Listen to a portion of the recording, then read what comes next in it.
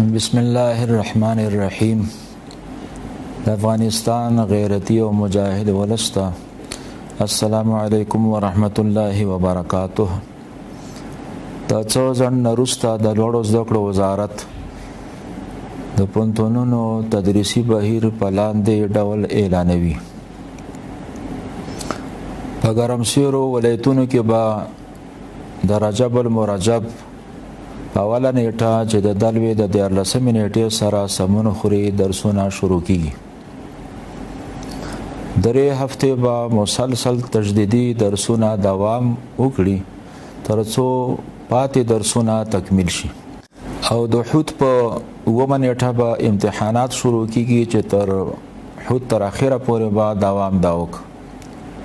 راتلونکي سمستر به د 1401 کال د حمل په اوله نیټه باندې شروع کیږي، او همدارنګه په سرسیرو ولایتونو کې به درسي بهیر رجب المرجب د 15 تاریخ نه چې د حوت اوم تاریخ سره سمون خوري شروع کیږي.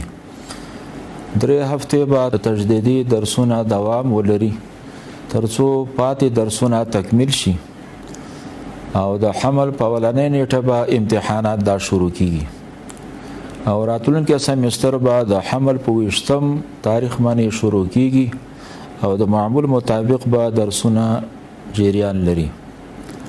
همدارنګه هغه محصلین چې په 1400 کال د کانکور په امتحان کې کامیاب شوي دي، د دوی نوم لیکنه به د روان سمستر د درسونو او ازموینو په دوران کې جریان مومي، او درسونه به د راتلونکي سمستر سره هم زمان دا شروع کیږي.